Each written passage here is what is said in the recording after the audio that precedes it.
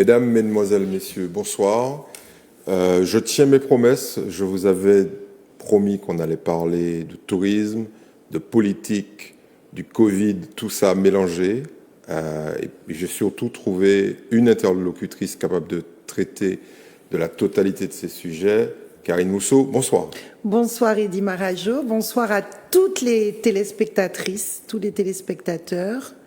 Bien, c'est bientôt Noël, alors je leur souhaite d'ores et déjà de bonnes fêtes, mais en toute sécurité, en respectant les gestes barrières. Il faut qu'on apprécie cette chance aujourd'hui d'être déconfinés, contrairement à d'autres, d'avoir pu ouvrir nos restaurants. Donc il faut qu'on continue à être prudent pour que le virus ne se remette pas à décoller.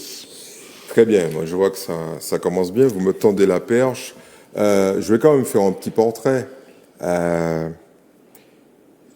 Qu'est-ce qui vous reste à occuper comme poste? Parce que, mine de rien, cette trajectoire ultra rapide, parce que finalement, il y a une dizaine d'années, vous n'étiez pas là.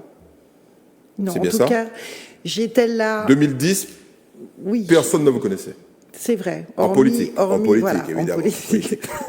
Hormis les quelques personnes de mon quartier. Dans certains secteurs géographiques. Amis, mais c'est vrai que, oui, je suis martiniquaise, de père métropolitain d'ailleurs. Ouais. Je ne sais pas si les Martiniquaises le savent. Et mes parents se sont installés au François en 1981, donc ça fait quand même longtemps qu'on me connaît en Martinique. Avant le 10 mai 81 ou après le 10 mai 81? Avant. Donc, voilà. Donc ils ont pleuré ou ils ont sauté de joie lorsque François Mitterrand a été élu? Écoutez, quand François Mitterrand a été élu, mes grands-parents, surtout du côté de mon père, qui étaient de grands militants de droite, et ça a été très très dur. Je me rappelle d'un repas à table un peu... voilà. Tendu. Mais enfin, il faut l'alternance et puis voilà. Il faut l'alternance. Mais en tout cas, c'est vrai que très vite, je me suis mise à faire de la politique parce que justement, j'avais des grands-parents très investis, une grand-mère conseillère municipale toute sa vie de sa petite ville dans l'Orne. Et la partie martiniquaise? La partie martiniquaise, c'est quand moi je suis rentrée, j'ai travaillé 8 ans là-bas comme enseignante. Je suis toujours enseignante d'ailleurs. Un quart de siècle quand même. On va en parler. 25 ans. Et puis c'est vrai que j'ai toujours milité. Alors à l'époque UMP et puis après toujours à droite apparemment. Hein. Toujours à droite. Ma famille de cœur. Et puis c'est vrai que la droite défend les valeurs que je défends, celles du travail, celles de la liberté, celles du respect de l'autre, de la méritocratie. C'est très important pour moi que chacun ait ce qu'il mérite. C'est pas une opinion partagée par la majorité des Martiniquais depuis quelques années quand même. Moi, je pense qu'il faut qu'on redise quelles sont les valeurs de la droite et de la gauche et que parfois des gens sont finalement à droite sans le savoir. Sans le savoir. Voilà. Et puis bon, il y a aussi l'effet de mode. Hein. Des fois, il fait bien d'être à gauche, ça fait plus sympa. Ouais. Mais attention, hein, un célèbre l'a dit, la gauche n'a pas le monopole du cœur. Je pense que nous l'avons largement prouvé. Tout à fait. Mais en tout cas, ça fait plus d'une quarantaine d'années que ça a basculé et qu'il reste plus grand monde à droite. Alors, comme il y a des gens nouveaux, alors quand je dis nouveaux, c'est que, je le rappelais il y a quelques secondes, il y a 10 ans, vous ne faisiez pas partie du Gotha politique. Aujourd'hui, c'est le cas. Et en plus, vous êtes une femme, vous êtes jeune, et vous bousculez tout le monde. Alors ce soir, l'idée, c'est de faire un petit tour de l'actualité, bien évidemment, mais de revenir sur les fondamentaux politiques et notamment votre parcours, mais on le fera en fin d'émission. D'accord. On va commencer par l'actualité. L'actualité de l'actualité, c'est le Covid-19. Alors pour vous, c'est plutôt une bonne nouvelle, là, mais en même temps, c'est un pari fantastique. Il semblerait que vous ayez tapé du poing sur la table pour que le préfet puisse prendre les bonnes décisions parce que vous avez pris un pari fantastique. Vous avez dit aux touristes extérieurs, vous inquiétez pas, on sera ouvert à partir du 15, alors que le préfet n'avait pas pris sa décision. Qu'est-ce qui s'est passé? C'est quoi ce pouvoir magique sur les autorités étatiques? Écoutez, je pars du principe que quand on croit en quelque chose, il faut y aller, il faut avoir un petit peu de toupet, il faut effectivement taper du poing sur la table, ce que j'ai fait. C'est vrai que j'ai eu des entretiens avec le préfet parfois un peu tendus, parce que tendu, c'est un euphémisme. Voilà. Ouais.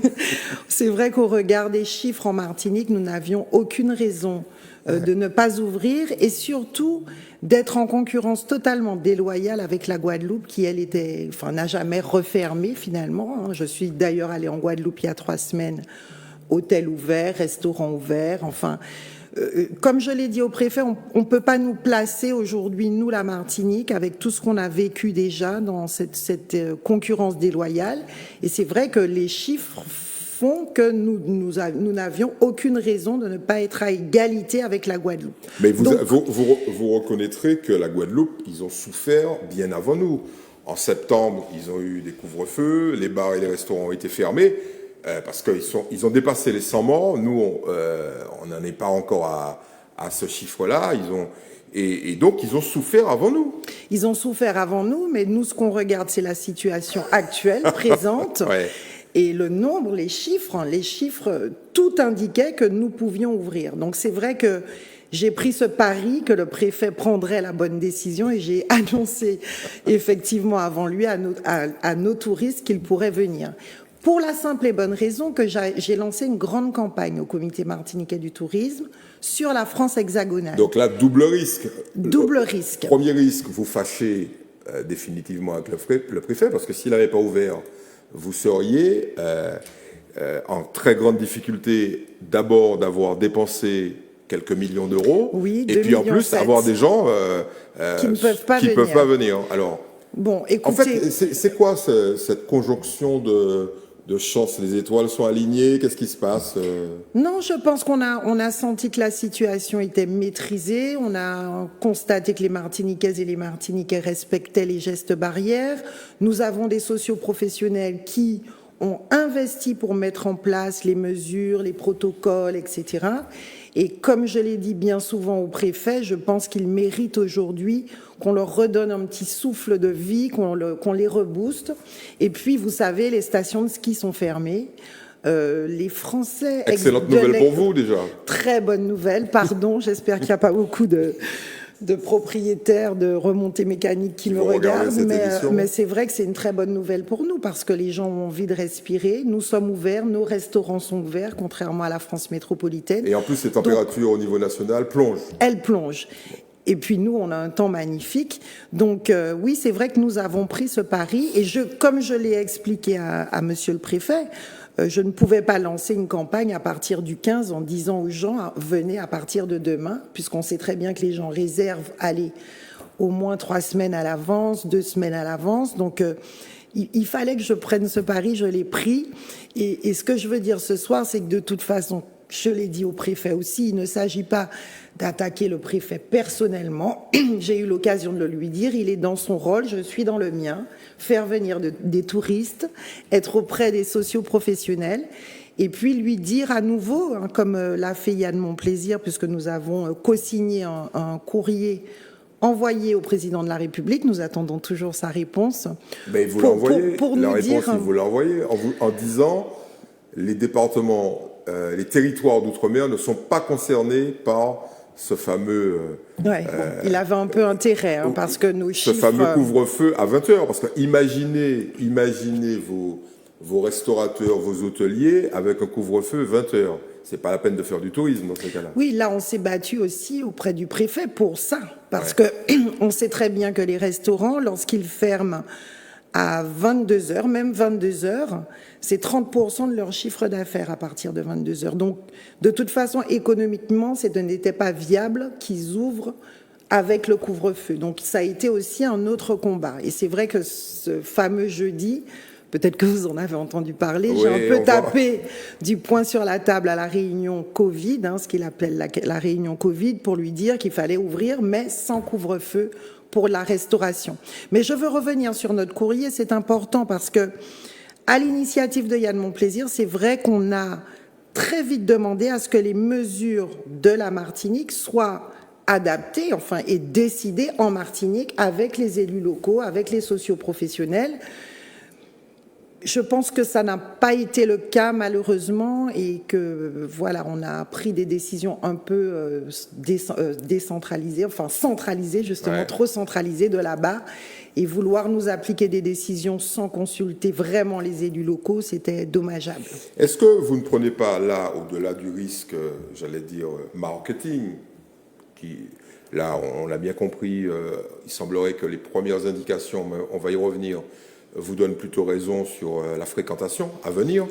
Est-ce que vous ne prenez pas quand même un risque politique face à la situation sanitaire? Parce que je me suis un peu amusé à réfléchir à la façon dont les autorités vont contrôler ces touristes qui vont arriver. Parce que, très objectivement, il faut, pour monter dans un avion, on l'a bien compris, un test négatif, 72 heures avant. Bon. Mais le type qui fait un test 72 heures avant, entre le moment où il a le résultat de son test et le moment où il rentre dans l'avion, il fait ce qu'il veut, on est d'accord. Donc, quand il monte dans l'avion, il peut être positif à nouveau. Comment vous réagissez aux gens qui disent Madame Mousseau, si en février, une bonne partie de la population martiniquaise a été contaminée par 15 000, 20 000 ou 30 000 touristes, qu'est-ce que vous direz à ce moment-là? C'est vrai que c'est un risque. C'est vrai que c'est un risque que nous mesurons. On a beaucoup réfléchi avant de demander l'ouverture, parce qu'évidemment, notre priorité, évidemment, c'est de protéger la population martiniquaise. C'est de protéger les Martiniquais et les Martiniquaises. Oui, il faut du tourisme. Oui, il faut que nos entreprises reprennent, nos restaurateurs, nos excursionnistes. Bon, voilà, tous les jours, j'ai des coups de fil de toutes ces personnes qui se sont retrouvées à zéro chiffre d'affaires. Chiffre d'affaires zéro. Donc oui, nous prenons le risque, mais le risque, nous le mesurons et surtout nous travaillons pour qu'il y ait le moins de risques possible. Alors hier, nous avons eu une réunion avec monsieur le préfet, le directeur de l'ARS et le directeur du cabinet du préfet, nous, comité martiniquais du tourisme, pour que nous mettions en place les mesures les plus, on va dire, les plus restrictives possibles. Un, pour que tout le monde soit effectivement testé au départ. Maintenant, vous savez qu'il y a les tests antigéniques à l'aéroport, donc qui peuvent être faits quelques heures avant. Donc, nous espérons que beaucoup de passagers passeront par ce type de test. Donc, ça veut dire qu'on est testé. Leur niveau de fiabilité, tout le monde le sait, n'est pas aussi élevé que les tests PCR. La fiabilité augmente quand même. On va dire ça. Vous êtes optimiste. Je suis toujours une éternelle optimiste. Et puis là, et puis ces fameux tests, de toute façon, ne sont pas obligatoires. Antigénique, non. Le test PCR, mais enfin bon. En tout cas, on essaie de mettre le maximum de mesures en place. Et puis, deuxièmement, dans l'avion, il y aura une annonce faite à nos touristes qu'il faut qu'ils se refassent tester 7 jours après, c'est-à-dire en arrivant en Martinique. Donc là, on leur donnera la liste des laboratoires où ils peuvent se faire tester, ainsi que la liste des pharmacies où on vend ces fameux tests qu'on peut faire maintenant tout seul, tranquillement chez soi. Bon, en dépit de ces mesures. Et puis, troisième mesure importante, nous allons communiquer à nouveau aux socioprofessionnels du tourisme, et s'il y en a qui m'écoutent ce soir, j'insiste, mise en place des gestes barrières et des protocoles sanitaires très importants pour protéger notre population. Et eux le savent, ils savent que c'est dans leur intérêt, parce que effectivement, si toutefois il y avait explosion de l'épidémie à cause de l'arrivée de touristes, ils savent très bien que c'est eux qui en pâturont et qu'on refermera les frontières. Donc aujourd'hui, on va accueillir des Français. On va accueillir des Belges aussi, puisque Air Belgium revient. Et nous attendons l'autorisation pour accueillir quelques Américains, 70, puisque le vol est déjà plein, le vol du 19 décembre. Donc bon, ça, je suis encore en train d'essayer de taper du poing sur la table. Vous allez remettre une petite pression sur le préfet pour qu'il vous donne l'autorisation de faire venir des Américains. Exactement. Bon. Qu'est-ce que vous pensez de la gestion de ces crises sanitaires par les autorités, quelles qu'elles soient, étatiques, locales, municipales? Est-ce que vous avez une vision globale de la façon dont ça a été géré et des remarques à faire? Moi, je pense encore, comme je l'ai dit tout à l'heure, que les décisions ont été trop centralisées et redescendues sur la Martinique. Je pense encore qu'on n'a pas assez écouté les élus locaux à certains moments. Je pense encore que la Martinique a été, entre guillemets, sacrifiée avec ce deuxième confinement, puisqu'on a voulu faire de la Martinique la plateforme sanitaire qui servirait aussi à la Guadeloupe et à la Guyane. Ce qui est dans l'ordre naturel des choses, la solidarité À mon avis, oui, mais nous avons été choisis. Pas que dans un seul sens, quand même. Nous avons été choisis, c'est très bien, mais il faut aussi que l'État mette les moyens pour notre centre hospitalier, puisque nous savons que 600 millions ont été donnés à la Guadeloupe, alors que nous avons eu 90 petits millions. Et aujourd'hui, nous avons quand même payé le fait qu'on ait choisi la Martinique comme base sanitaire. Donc il fallait maîtriser l'épidémie en Martinique pour qu'il y ait des lits libres pour éventuellement des Guadeloupéens et des Guyanais qui viendraient. Donc ça aussi, on l'a écrit au président de la République et nous l'avons dit évidemment en face à face au préfet. Très bien, on a bien compris que vos interlocuteurs naturels sont plutôt du côté de l'État. Mais est-ce que vous avez été témoin de ce qu'on pourrait appeler une certaine cacophonie au niveau des élus locaux? Parce qu'on va y venir tout à l'heure, mais il semblerait qu'une partie d'entre eux tiennent un discours relativement ferme vis-à-vis du préfet, devant le préfet, mais une fois sorti, c'est fini, il n'y a plus de consensus. D'ailleurs, on l'a remarqué, même dans vos rangs. Et donc, qu'est-ce qui s'est passé? Comment vous avez trouvé ça? Quel regard vous jetez sur ça? Par exemple, je vais illustrer. Quand il s'est agi de rouvrir les plages, ce qui est très important pour le tourisme, il y a des élus qui ont dit « Monsieur le préfet, surtout, n'ouvrez pas les plages ». Quand il s'est agi d'ouvrir les commerces non essentiels, pareil. Quand il s'est agi de mettre ou pas un couvre-feu, pareil. Je sais que vous avez été témoin de ce genre de choses parce que vous étiez là. Qu'est-ce que vous en pensez? Vous voulez que je sois politiquement incorrect? Voilà, c'est marqué. Voilà, marqué juste derrière moi. Moi, je pense que je ne citerai pas de nom. Non, on n'est pas là pour ça. Je vous demande ce que vous en pensez. Et puis, quel conseil vous donneriez à vos collègues? Je pense qu'effectivement, on a parlé de prise de risque tout à l'heure, on a parlé de courage politique. Oui. C'est important d'avoir du courage politique. C'est une valeur en perte de vitesse? Oui, dans certains rangs, pas dans les nôtres. Hein, je pense que vous avez bien constaté que nous sommes des courageux. Oui, on ne peut pas avoir un discours devant le préfet et un autre derrière le préfet. Ouais.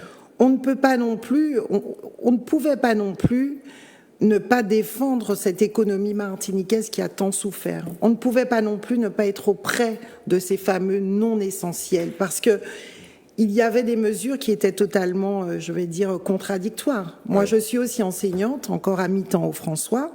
On a continué à fonctionner normalement pendant ce confinement. J'avais 30 élèves dans ma classe. Sans masque ou avec masque? Censés être masqués. Hein. Mais en réalité... mais bon, on sait très bien que dans la cour, ce sont des ados. Hein, ça a sa petite copine, son petit copain, ça discute tout près. Et en même temps, on empêchait à nos restaurateurs qui ont investi pour mettre en place des gestes barrières, de recevoir jusqu'à 6 personnes à table. Donc il y a de l'incohérence. Enfin, je dis pas il y avait, parce que, regardez... Ça va continuer. Hein. On ne veut pas ouvrir, par exemple, les salles de cinéma. On ne veut pas ouvrir les salles de spectacle. On parlera, j'espère, de nos artistes qui souffrent de cette crise. Alors que, encore une fois, les transports en commun sont ouverts, les gens prennent le métro, et des milliers d'élèves, des lycéens, des collégiens sont tous les jours à l'école et rentrent le soir dans leur famille. Alors, en tout cas, bonne nouvelle de toute façon pour les cinémas. On parle de la Martinique. Les cinémas, les salles de spectacle, c'est parti. Elles vont pouvoir à nouveau fonctionner. Alors nous, on a cette chance. On a cette chance et je veux bien redire aux Martiniquaises et aux Martiniquais que cette chance, on l'a grâce à eux. Parce qu'ils se sont comportés admirablement. Hein, admirablement, puisque l'épidémie, le virus ne circule pratiquement plus. Vous verrez, les chiffres de cette semaine sont encore meilleurs. Mais pour que ça continue, continuons vraiment à respecter les gestes barrières. Est-ce que sur un plan personnel, sur un plan, on va dire, relationnel, vous auriez une leçon à tirer de cette époque? Parce que finalement, on a été en guerre et on le sera encore à nouveau. Il y a beaucoup de victimes à venir. On sait qu'il y a beaucoup d'entreprises qui vont fermer leurs portes. Il y a beaucoup d'entreprises qui vont, et c'est déjà le cas dans le secteur du voyage, licencier. Vous en tirez quoi comme leçon? Est-ce que vous avez un message, quelque chose à dire aux Martiniquais qui, dans leur ensemble, effectivement, ont respecté les gestes barrières, mais on a bien l'impression que c'est fini, quoi. Il y a plus d'enthousiasme à être responsables civilement. On l'a vu dans le deuxième confinement, les gens ne sont pas restés chez eux, ils ont continué à faire ce qu'ils voulaient. Est-ce que vous avez un message? Je pense que chacune d'entre nous avons réfléchi pendant ce confinement, ce déconfinement, cette crise. Ouais. Chacun a eu peur à un moment ou à un autre, j'en suis sûre. Personne n'a pu rester insensible. Moi, au début, je me disais, bon, allez, c'est une bêtise, ça va passer vite. Et puis, au bout d'un moment, on se dit quand même, quoi. Quand même. Ouais. Donc, chacun a réfléchi à sa vie personnelle, à sa vie familiale. Donc, vous pensez que ça a été une phase d'introspection générale, j'en suis sûre. Et je pense que chacun sortira changé de ce confinement. Moi, en tout cas, ça m'a permis de réfléchir à beaucoup de choses et notamment à ma vie politique et au sens de la politique. Chaque fois que vous me tendez la perche, vous voulez qu'on change déjà de sujet? Notamment à l'investissement politique, notamment au rôle du politique dans la vie, dans la société, à ce qu'on peut faire, ce qu'on ne peut pas faire, ce qu'on peut dire ou pas dire, et à cette capacité qu'on a quand on est élu de pouvoir finalement améliorer la vie des gens, changer les choses, pouvoir prendre des bonnes décisions ou pour certains et certaines de mauvaises décisions. Ouais. Donc tout ça est important en réalité. Je ne sais pas s'il y a beaucoup de monde qui, comme vous, ont réfléchi, mais j'espère en tout cas. En tout cas, nous l'espérons. Deuxième sujet de notre entretien, c'est le tourisme, bien évidemment. C'est le cœur de votre activité. C'est pas la joie, hein? C'est vrai que c'est pas la joie parce que cette crise, personne l'attendait. Nous étions sur une vague, je vais dire une merveilleuse vague. On était en train de surfer. 2019, extraordinaire. Extraordinaire. Depuis 2016, on fait en moyenne 1 million de touristes. On a beaucoup travaillé au comité martiniquais du tourisme sur le tourisme de séjour parce que ma prédécesseure avait déjà beaucoup travaillé sur la croisière. Et je crois qu'on a eu des résultats assez rapidement. On a fait ce film Destination. On a travaillé en lien avec les socioprofessionnels, nos hébergeurs. Enfin, on était sur une vague magnifique finalement, avec beaucoup de projets. Et puis, du jour au lendemain, tout s'est arrêté. Donc là, il a fallu qu'on se dise, comme je vous parlais tout à l'heure de la vie politique, s'adapter. Quel est notre rôle dans cette crise? Eh bien, c'était d'être auprès des socioprofessionnels. D'abord, à leur écoute. Donc, on a mis en place très vite un numéro vert parce qu'il y a eu des professionnels qui ont vraiment déprimé. On a même un suicide à déplorer parmi les restaurateurs, une restauratrice. Donc oui, ça a été très très compliqué.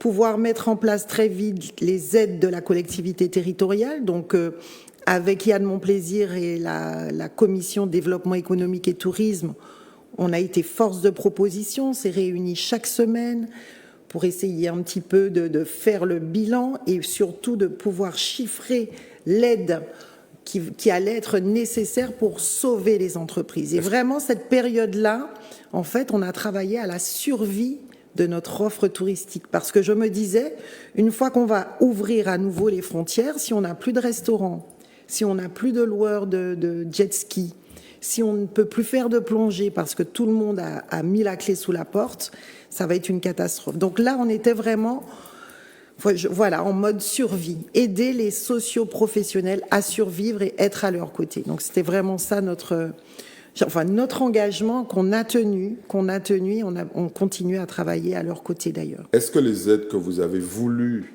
ou pu, il y a plein de questions là-dessus, distribuer étaient à la hauteur? Parce que très objectivement, quand on regarde les chiffres du montant des aides et puis le chiffre d'affaires perdu, il y a un décalage énorme. Est-ce que ces aides sont là pour soulager les gens?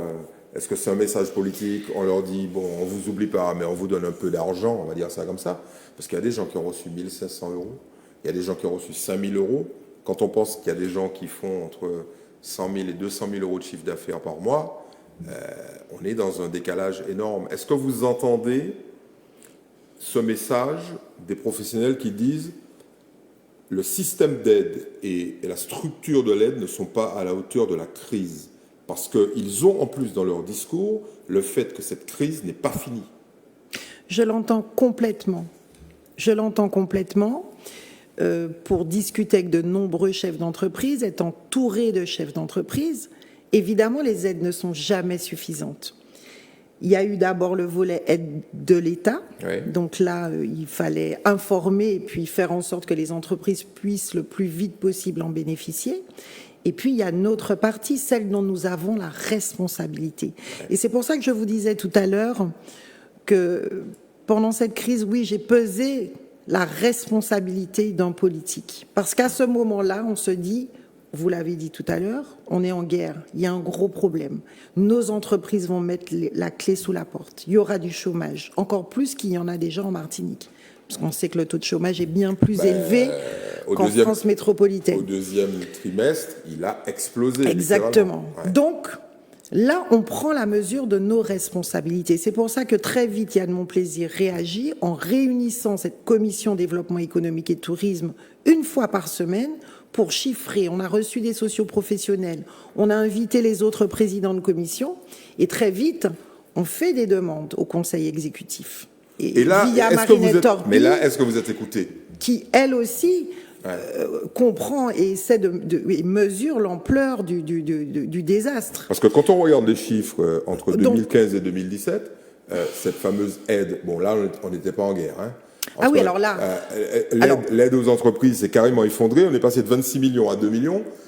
Et vous revenez là à un moment critique en disant, bon, monsieur le président de l'exécutif, là, ça ne peut plus fonctionner. Est-ce qu'il vous a écouté ? Regardez, c'est marqué derrière.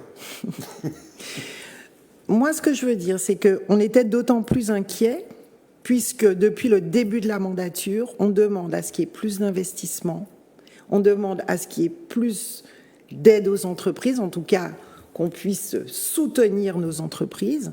Et je ne sais pas si vous vous rendez compte, vous-même vous le dites, en 2017, 2 millions d'aides aux entreprises, alors qu'on est arrivé, sur la ligne, il y avait 26 millions. Donc, vous pensez bien qu'on n'est pas écouté. On n'est pas écouté. La première vague d'aide, c'est environ 15 millions d'euros, n'est absolument pas à la mesure de ce qu'elle aurait dû être.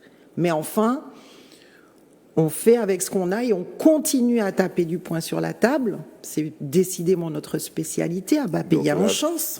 C'était contre le préfet, enfin, face au préfet sur le Covid, et là, c'est face au président du Conseil exécutif, Alfred Marie-Jeanne. Et je vais dire... Mais il vous a écouté à un moment donné. Il nous a écouté sur la deuxième vague d'aide. La deuxième, d'accord. Parce qu'il a senti qu'il était acculé et que nous avons rendu public les résultats des travaux de la commission présidée par Yann Monplaisir qui demandait 32 millions d'aide pour la deuxième vague, dont 12 millions pour le tourisme. Et il vous a coupé l'herbe sur le pied, il vous a donné 3 millions supplémentaires. Il nous a donné 3, comme il sait si bien le faire, il est monté à 35. Il nous a donné 3 millions. Mais ça a été un travail de longue haleine et je veux d'ailleurs remercier pour ça Marinette Torpille qui, elle aussi, n'a pas cessé de réclamer, de demander, de travailler, de mettre en place ce système, cette plateforme à laquelle les entreprises ont aujourd'hui accès.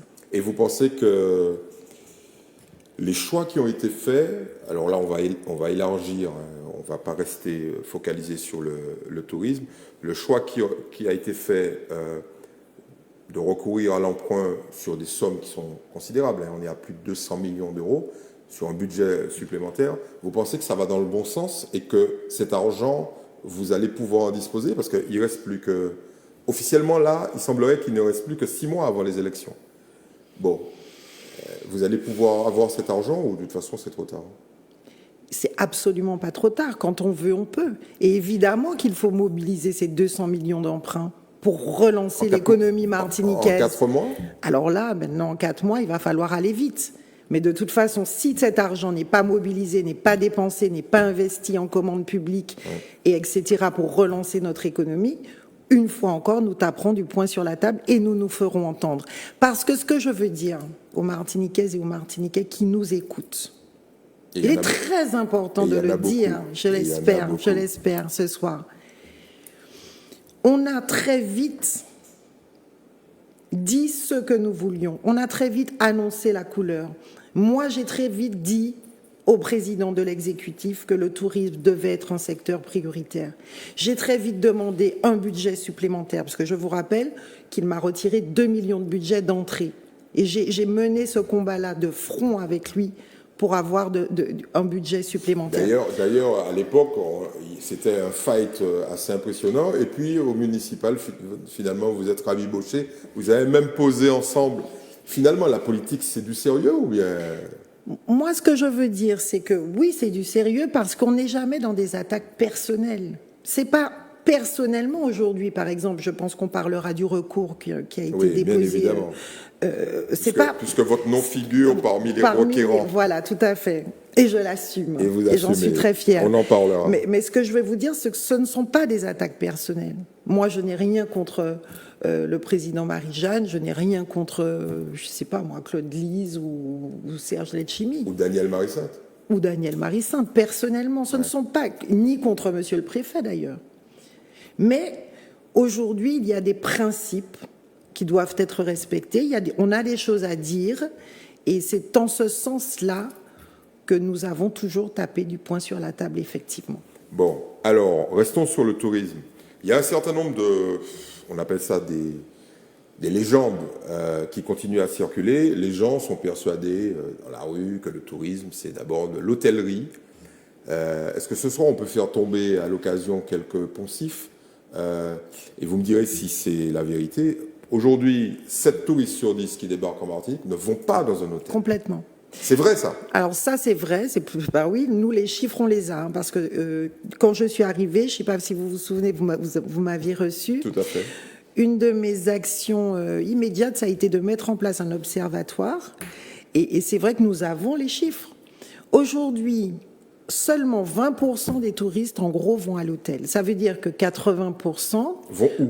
Soit dans des villas, des meublés de tourisme, il y en a de plus en plus, et des meublés de qualité, parce qu'on a vraiment travaillé là-dessus avec les propriétaires de meublés. Donc ça veut dire, en clair, arrêtons-nous là, et vous nous direz où ils vont ensuite, ça veut dire en clair que ce sont des Martiniquais qui bénéficient du flux financier du tourisme. Mais c'est ça qui est formidable.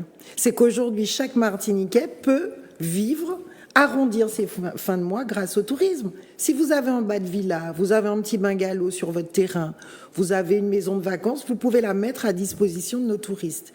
Et de plus en plus de Martiniquais et Martiniquaises l'ont compris. D'autant plus... Donc ils ont changé d'option, ils aiment les touristes maintenant. Ils aiment les touristes. Parce qu'à l'époque, on parlait de problèmes d'accueil, etc. Et là, quand les touristes sont chez eux, ils les adorent. Non, ils ont compris que le tourisme peut les faire vivre, tout simplement. Et moi, j'en suis persuadée. Le tourisme doit être la colonne vertébrale de notre économie, le secteur qui tire la croissance, qui crée des emplois. Aujourd'hui, l'important, quand un touriste arrive, c'est qu'il dépense en Martinique. Qu'il fait vivre des Martiniquaises et des Martiniquais. D'ailleurs, dans la crise Covid, cette structure extrêmement... indépendante du secteur hôtelier, on est bien d'accord, a peut-être sauvé le tourisme en Martinique. Parce que si c'était que des hôtels, la très grande majorité des salariés auraient été licenciés et le système se serait effondré. Le fait qu'il soit organisé autour des meublés de tourisme, ça a peut-être sauvé l'infrastructure touristique. Ça a sauvé, ça continue de sauver, ça a toujours été très important qu'on ait nos meublés de tourisme, qui, je le répète, sont de plus en plus de qualité, parce que nous travaillons sur la qualité avec eux. Allons poursuivre la liste. Ils vont dans les meublés de tourisme. Ou alors chez famille et amis. Dans l'habitat, familial, etc. Mais je veux revenir sur l'importance des meublés, parce que c'est 43% de nos touristes qui vont en meublé, donc c'est énorme. Et on a vraiment fait ce travail-là d'essayer de trouver, de rentrer en contact avec ces personnes qui louent leur meublé. Alors on peut aller sur Airbnb. Alors, autre légende, et qui n'est peut-être pas si fausse que ça, il semblerait quand même qu'une bonne partie de ces gens-là soient plutôt hors la loi. Est-ce que c'est vrai ou pas? C'est vrai, et ça reste le rôle normalement du maire, de la mairie, de répertorier dans sa commune, ne serait-ce que parce qu'ils doivent toucher la taxe de séjour, qui loue ou pas. Alors c'est dommage, c'est vrai qu'il y a encore des personnes qui louent, entre guillemets, dans l'illégalité sans déclarer leurs revenus. Mais moi, ce que je veux leur dire ce soir, c'est bien, vous m'en donnez l'occasion, ils ont tout intérêt à se déclarer parce qu'ils ont une quantité de subventions, d'aides possibles pour rénover leur habitat, pour agrandir, pour faire un deuxième bungalow, pour faire un bac à punch ou une piscine. Tout ça, pour tous ces travaux-là, donc améliorer leur meublé, ils ont droit à des subventions si ça dépasse une certaine somme européenne ou de la collectivité territoriale. Donc, ils ont tout intérêt à être déclarés. Deuxièmement, ils ont intérêt à se faire classer. Nous faisons ce travail au Comité martiniquais du tourisme, parce qu'une fois que vous êtes classé, forcément, le touriste, c'est une référence pour lui. Vous avez 3 étoiles, 4 étoiles, vous avez une clé vacances, 2 clés vacances. Vous pouvez vous faire classer Gîtes de France. Le classement est très important. C'est une référence et ça vous donne droit aux aides et aux subventions. Donc là, je leur dis ce soir, dites-nous, venez nous voir, on vous aide. Mon équipe se déplace, on vous dit voilà comment il faut faire les choses. On fait aussi beaucoup de formations pour les personnes qui accueillent finalement les touristes chez eux, parce que c'est les 6 premières heures dans une destination qui sont les plus importantes. Alors, vous avez quand même, malgré tout, parce que je sens qu'il doit fulminer, un message pour les hôteliers. Parce que, en plus, il y a des projets d'hôtellerie, ce qui est quand même dingue. En pleine guerre, il y a des gens qui disent on va construire des hôtels, ce qui est courageux, mais quand ils entendent les chiffres qu'on vient de citer, ils doivent se dire on est les parents pauvres du système martiniquais, quoi. Les politiques ont choisi de développer les meublés de tourisme, donc nous on s'en va, quoi. Alors pas du tout, on a toujours été aussi aux côtés des hôteliers, mais c'est vrai que notre parc hôtelier demande à être rénové. Ça fait des années qu'on le dit. Moi, je m'étais engagée à ce qu'il n'y ait plus d'hôtels qui ferment, parce que je ne sais pas si vous vous souvenez qu'on a quand même passé, c'est un peu raté, là. Perdu en 10 ans environ 3000 chambres d'hôtel, donc c'était énorme, il fallait arrêter l'hémorragie. Et puis, on a des nouveaux projets. Donc, aujourd'hui, il y a des projets de rénovation, notamment l'hôtel Batelière, j'espère qu'il va tirer les autres, parce que je pense qu'on peut retomber dans un cercle vertueux pour l'hôtellerie, et nous sommes évidemment aux côtés de ces hôteliers et aussi des porteurs de projets. Il y a de très beaux projets qui vont arriver, et c'est tant mieux pour une destination, parce que malgré tout, l'hôtellerie est une vitrine. Quand on regarde sur Internet, on commence par taper hôtel, et c'est une vitrine pour la destination. Mais on a bien compris que c'était une activité extrêmement fragile. Des pandémies, il y en a eu. Il y en aura d'autres. Comment on fait pour protéger un secteur qui dépend autant? Vous parlez du tourisme en général. Oui, du tourisme en général. Comment on fait pour protéger un secteur fragile, qui dépend mais pas, autant de l'extérieur? Pas plus qu'un autre. Et c'est justement ce qui fait certainement pour moi le côté, je vais dire, très motivant qui donne envie de s'investir, c'est qu'on peut, si on a des bonnes structures, se reposer quand même sur structurellement un tourisme qui va rapporter de l'argent aux Martiniquais. Je n'imagine pas une seule seconde qu'on puisse avoir, sauf cas comme aujourd'hui, une pandémie, une fermeture des frontières, de très longues périodes comme ça, sans qu'il y ait de personnes qui viennent de l'extérieur. Et je le redis, le secteur du tourisme est un secteur qu'il faut porter, parce qu'il est pour moi le secteur qui va continuer à créer le plus d'emplois et des emplois qualifiés pour nos jeunes. J'ai bien l'impression que ce message, vous ne l'adressez pas évidemment aux Martiniquais, parce qu'eux, ils ont compris, puisque je crois qu'on est presque à 5000 meublés de tourisme, mais vous l'adressez aux politiques. Oui. Et là encore, je ne suis pas sûr que vous soyez écoutés. Écoutez, depuis le début, je me bats pour le tourisme. Il n'y a pas un moment où vous dites, bon, j'en ai marre encore. Vous n'arrêtez pas de me découper mon budget, vous n'arrêtez pas de ne pas soutenir tel ou tel secteur, je me bats. Vous ne mettez pas votre présence dans la balance. À aucun moment, je me dis que je laisse tomber, parce que je suis une battante. Je pense que c'est mon caractère, parce que j'y crois, et quand je crois à quelque chose, je vais jusqu'au bout, jusqu'à pouvoir faire la tête pendant 4 mois, ne pas dire bonjour à quelqu'un, aller frapper du poing sur la table, aller dans les médias pour dire ça ne va pas. J'irai jusqu'au bout du combat, parce que c'est la Martinique que je veux porter, et je sais que ce secteur crée des emplois, crée du PIB, crée de la valeur ajoutée. des emplois qualifiés pour notre jeunesse, parce qu'il faut qu'ils partent, mais il faut aussi qu'ils reviennent. Et nous sommes qu'à aller 8% du PIB, alors que dans les îles d'à côté, le tourisme, c'est 20 à 60% du PIB. Enfin, aujourd'hui, ils le payent de manière très chère. Hein. Le coût du 60% du PIB, quand il n'y a pas de tourisme, c'est une catastrophe économique. C'est un risque à prendre, mais je crois qu'on peut le prendre aujourd'hui. On peut le prendre aujourd'hui. Et j'y crois, et je continuerai à me battre pour ce secteur touristique. Justement, parlons toujours sur le tourisme. Qu'est-ce que vous pensez des critiques acerbes et régulières, l'autoflagellation des Martiniquais qui systématiquement disent, sur le plan touristique, les gens d'à côté, et notamment à la Guadeloupe, ça va vous énerver toutes les 2 minutes, d'entendre ça toutes les 2 minutes. Comment vous prônez ces attaques quand les gens disent c'est mieux, c'est meilleur, en fait, tout ce que vous entendez au quotidien, là encore, vous en avez pas marre? J'en ai jamais marre, je répète, je suis une battante, et en plus... Est-ce que c'est vrai? Est-ce qu'il faut mieux que vous? Non, ce n'est pas vrai. Ce n'est pas vrai parce que je travaille depuis 5 ans, presque 6 ans maintenant, avec des professionnels du tourisme, et je me dis, mais quelle richesse on a. Alors, on a des professionnels au taquet, on a un service qui est de plus en plus de bonne qualité. Mais pourquoi vous faites pas de communication? Pourquoi vous faites pas de communication comparative? Parce que moi, j'ai rencontré des gens qui, mordicus, me disent les Guadeloupéens accueillent plus de touristes au total que les Martiniquais, alors que c'est faux.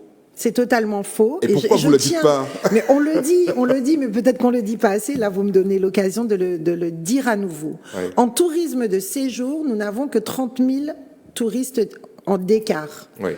Or, bon, le tourisme de séjour est quand même celui qui rapporte le plus. La Guadeloupe est un peu plus grande, elle a plus d'hôtels, plus de chambres d'hôtels, et malgré tout, nous n'avons que 30 000 touristes de séjour de moins que depuis que je suis là. C'est vrai, donc c'est vrai que on a fait ce travail sur le tourisme de séjour extraordinaire parce qu'on a réussi, je pense, en France métropolitaine, au Canada, en Belgique, à faire de la Martinique une destination différenciée. Par exemple, on a beaucoup travaillé sur notre produit forte valeur ajoutée, le rhum, le spiritourisme.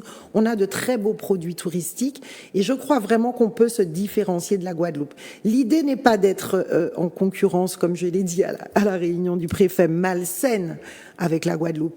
L'idée, c'est qu'on soit chacun sur un créneau et qu'on différencie notre offre et que quelqu'un qui est déjà allé en Guadeloupe ait envie de venir en Martinique et inversement.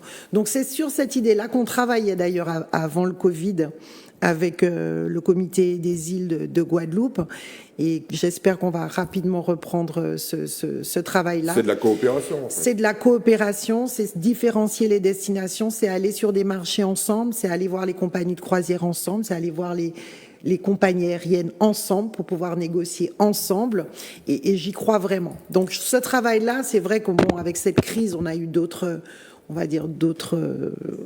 urgences, mais on va le reprendre, j'espère, très vite. Et puis, allez, je croise les doigts, Bapéyanche en sera encore là aux commandes dans 6 mois et nous pourrons poursuivre ce beau travail pour le tourisme. J'ai l'impression que vous avez hâte qu'on aborde ce chapitre-là. Dernier élément sur le tourisme, il y a encore, je lisais des textes significatifs là-dessus, il y a encore des politiques qui disent le tourisme, on n'en a pas forcément besoin. Alors là, ça reste... Je me demande comment on peut avoir une vision aussi ringarde, aussi autocentrée, aussi égocentrique. Je me demande aujourd'hui comment on peut encore dire ça. Et j'ai entendu récemment, malheureusement, même des jeunes avoir ce discours.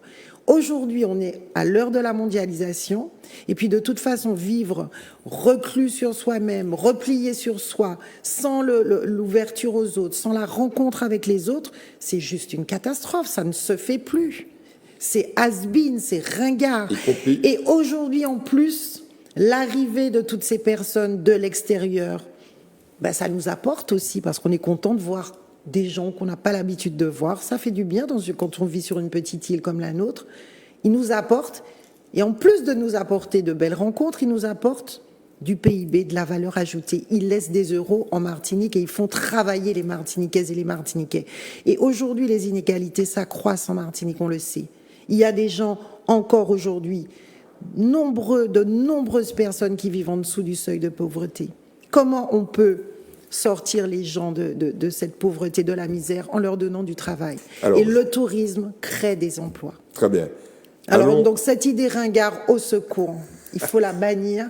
Et on a cru à un moment qu'elle était totalement obsolète, mais j'ai l'impression, il est clair que quand on est dans un contexte Covid, ce genre d'idée remonte, y compris chez des jeunes. Bon. Évidemment, ça remonte. Évidemment, on veut se replier sur soi. C'est très dangereux. C'est très dangereux, le repli sur soi. Évidemment, on veut diviser les Martiniquais, les monter les uns contre les autres. On va aborder évidemment, on ne veut pas construire ensemble. Et nous, Pays en Change, je pense qu'on l'a montré, nous voulons construire ensemble parce qu'il n'y a pas d'autre façon de faire en sorte que la Martinique aille mieux. Alors, justement, parlons de cette Martinique. Vous venez d'évoquer une situation sociale qui est, on le sait, catastrophique et qui ne va pas s'arranger avec le contexte actuel. Vous venez d'évoquer ce fossé considérable qui se creuse, qui s'élargit en plus entre ceux qui ont et ceux qui n'ont pas. Est-ce que le reproche qui vous est fait régulièrement d'appartenir à un milieu à la fois ethnique et social plutôt favorisé ne vous handicape pas un peu pour parler de ces questions-là? Parce qu'on voit difficilement, et les gens, y compris dans le microcosme politique, disent Karim Mousseau va s'intéresser aux Noirs pauvres. Qu'est-ce que vous répondez à ça? Parce qu'on l'a entendu en plus, y compris dans la campagne municipale. Et vous étiez catastrophé en disant « Mais c'est quoi cette histoire? Je ne suis pas une mulâtresse qui veut prendre la mairie. » Avec une petite cuillère en argent dans la bouche. Est-ce que ça va bien ensemble? Alors d'abord, ça me fait me dire, depuis de nombreux mois et de nombreuses années que je suis en politique, que des adversaires politiques peuvent avoir des idées tellement simplistes, tellement petites, tellement ridicules, et je le vois encore sur les réseaux sociaux, que ça fait peur. Mais enfin, on continue de se battre parce que on sait que les Martiniquais et les Martiniquaises sont des gens très ouverts, qui écoutent beaucoup, qui prennent du recul, j'y crois, et qui, j'espère, feront des bons choix aux élections qui arrivent. Alors, attendez, on va parler d'élections tout à l'heure. Après, c'est vrai que mais là, est-ce que... Justement, c'est vrai que j'ai cette chance d'être née dans une famille de classe moyenne plus, avec des parents qui ont pu m'aider, avec un cadre agréable, avec peu de difficultés, effectivement, ce qui ne m'empêche pas d'avoir une éducation, ce qui ne m'empêche pas d'avoir la valeur de l'argent, parce que c'est mon éducation. Mes parents m'ont éduquée dans le travail, dans l'honnêteté. J'ai jamais rien eu comme ça, en ne faisant rien. Et je crois vraiment que je suis quelqu'un d'honnête. Je suis une battante, je suis quelqu'un qui travaille beaucoup. Et ce sont mes valeurs, c'est là-dedans que j'ai été élevée. Et puis en plus, je suis enseignante. Ah, voilà, alors je suis enseignante depuis un quart de siècle, maintenant. J'ai enseigné 8 ans dans les banlieues et tout le reste du temps en Martinique, lycée Trinité, lycée du François. J'ai rencontré beaucoup d'élèves martiniquais et élèves martiniquaises de tout milieu. Et puis j'ai fait des campagnes électorales. Et quand vous faites des campagnes électorales, vous allez partout dans les quartiers, vous allez voir les gens et vous voyez comment les gens vivent. Et vous savez comment les gens vivent. Donc, il ne faut absolument pas que les gens pensent que certains politiques sont carrément coupés du monde et sur leur planète. Oui, nous savons comment les gens vivent. Oui, nous mais savons, ça vient peut-être... Et je suis économiste. Oui, Karim Mousseau, ça vient peut-être... Ça veut dire que je connais les chiffres. Ça veut dire peut-être que dans votre discours, il y a probablement une place un peu moins importante pour ces réalités-là. C'est peut-être ça. C'est peut-être parce que, effectivement, je communique pas assez de façon... il faudrait que je sois peut-être plus pédagogue, c'est pourtant mon travail. Mais quand je dis, par exemple, que je veux que le secteur du tourisme se développe, pourquoi je dis ça? C'est pas parce qu'il faut faire du tourisme pour faire du tourisme. Il faut faire du tourisme pour créer des emplois. Parce que pour moi, quelqu'un ne peut sortir d'une situation de misère matérielle, mais aussi psychologique qu'en travaillant. Je crois dans cette valeur du travail. Je crois dans le travail comme amenant un revenu, mais amenant aussi une fierté, une dignité. Il faut créer de l'emploi en Martinique. Pour créer de l'emploi, il faut relancer la machine économique. Nous avons tout pour réussir, là, notamment dans le tourisme. Là, vous parlez des solutions, on est bien d'accord. C'est ça. Mais moi, je parle du constat. Je parle du constat. Attendez. Allons plus loin, parce que, comme vous le savez, on a constaté, on a vécu des époques difficiles de confrontation sociale et ethnique. Vous le savez. Complètement. Des blocages, des manifestations, etc. Dont l'un des moteurs est justement cette espèce de discrimination économique, c'est évident. 50% des Martiniquais vivent avec moins de 1 200 € net par mois. C'est clair. OK. Et 100 000 personnes vivent avec moins de 900 € par mois. Bon. C'est clair. Et en même temps, nous avons une des plus grandes fortunes de France sur la même île. Et des milliards d'euros dans les banques à travers l'épargne. Est-ce que ça, il n'y a pas un risque social, sociétal? On le voit, puisqu'il y a des groupes, petits groupes qui commencent aujourd'hui à essayer de revendiquer quelque part une souffrance qui est due à ces inégalités.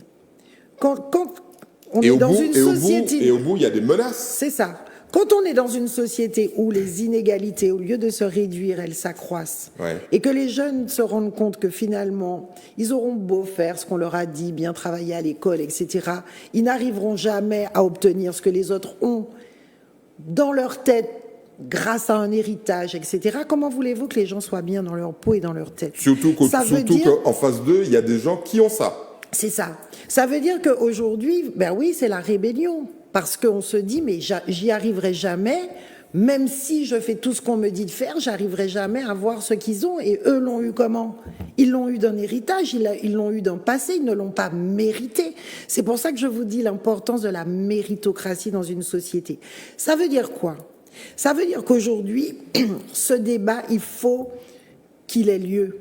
Alors, moi, je ne suis pas contre le débat, je suis contre les méthodes utilisées. Oui, mais je suis contre la violence. Mettons les méthodes de côté. Mais ce débat, il faut qu'il ait lieu pour qu'on puisse discuter, pour qu'il y ait un débat. Il faut 2 personnes. Et vous pensez que ce débat aura lieu dans les mois qui viennent? En tout cas, je pense que c'est le rôle du politique ou des politiques de faire en sorte que ce débat ait lieu. Pour que le débat ait lieu, pour construire ensemble. Si vous et moi, on veut construire ensemble, je peux vouloir construire avec vous. Mais si vous n'êtes pas d'accord, Monsieur Marajou, il n'y aura pas de débat. Il y aura pas de construction. Je vous invite au débat, mais vous venez pas vous asseoir là sur la table pour dire, voilà, toi, qu'est-ce que tu en penses? Est-ce que tu comprends ce que je suis en train de te dire? Pour qu'il y ait construire ensemble, il faut que chacun fasse un bout de chemin. Et aujourd'hui, malheureusement, il y a une partie de la population martiniquaise, une certaine communauté, qui, à mon sens, ne fait pas assez ce geste d'aller vers l'autre, de rentrer dans le débat public. Il n'y a pas de langue de bois. La communauté dont vous parlez, c'est la communauté béquée. Oui. Parce qu'aujourd'hui, si cette communauté décidait de venir à la table s'asseoir avec les autres et dire, voilà, effectivement, nous avons un héritage. Effectivement, ça s'est passé comme ça. Voilà, ben oui, ben nous, on hérite. Si vous étiez à notre place, vous feriez quoi? Il faut que chacun, pour qu'on puisse construire ensemble, il faut que chacun fasse un bout de chemin. Et moi, je les appelle. Certains d'entre eux essaient de le faire. Hein. On ne peut pas tous mettre tous les béquets dans le même sac en disant aucun ne veut faire l'effort de venir discuter. Mais en fait, ceux qu'on n'entend pas ne sont peut-être pas favorables à ce discours. En tout cas, ceux qu'on n'entend pas, et certains que je voudrais entendre, parce qu'ils ont un poids politique, économique, mais aussi politique. Je vous rappelle que la politique, c'est avoir du pouvoir. Toute forme de pouvoir est politique. Et bien, ceux-là, je pense qu'ils devraient parler, venir face à la population, et puis qu'on se mette tous autour d'une table et qu'on se dise maintenant, voilà, les bases sont posées, il y a ce problème-là, qu'est-ce qu'on fait pour construire ensemble? Parce que c'est pas en s'entretuant qu'on va y arriver, c'est pas en ayant des actions violentes, mais c'est en essayant de construire quelque chose ensemble. J'imagine peut-être une charte ou j'en sais rien, mais d'une construction ensemble. Mais essayons de vivre ensemble. Aujourd'hui, on peut plus supporter d'être sur une petite île et puis vous ayez une petite communauté qui vit en autarcie, en pratiquant l'entre-soi. Ce n'est pas possible. On a tendance à faire focus sur cette communauté, mais il y en a d'autres. Il y a d'autres communautés et puis aussi il y a d'autres acteurs. Ce qui est intéressant, c'est que ce discours-là était totalement absent, rappelez-vous, des élections, par exemple, de 2015. On ne parlait pas de ça. On était sur des schémas assez classiques. Vous, est-ce que vous pourriez être le porte-parole ou la porte-parole de ce changement radical? Moi, oui, je suis la porte-parole, mais depuis mes élections en 2014, excusez-moi, ma liste au municipal était une liste de construction ensemble, parce qu'au François, je crois qu'on est la commune qui représente le plus cette diversité. Et j'avais voulu, à cette époque, justement, j'avais commencé à mettre un pavé dans la mare. Ça m'a valu pas mal de soucis, entre guillemets. Mais c'est pas grave, ça a certainement fait avancer les choses et ça a certainement bousculé des mentalités. Mais oui, il faut que ça, c'est un vrai sujet. C'est un sujet qui doit être posé de façon honnête, de façon claire. Et encore une fois, tout le monde doit se mettre autour d'une table.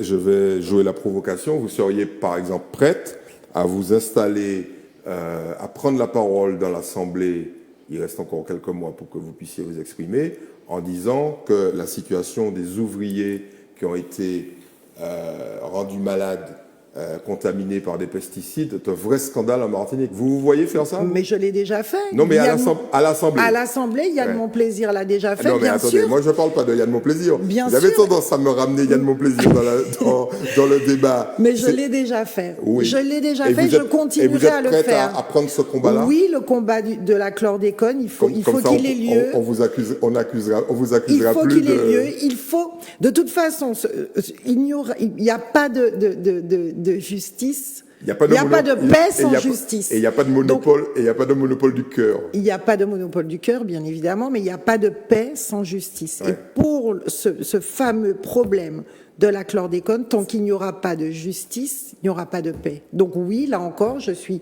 prête à le dire et le redire. Il faut qu'il y ait des coupables désignés. Voilà, le dire. Et même désigner des coupables. Désignés. Ouais.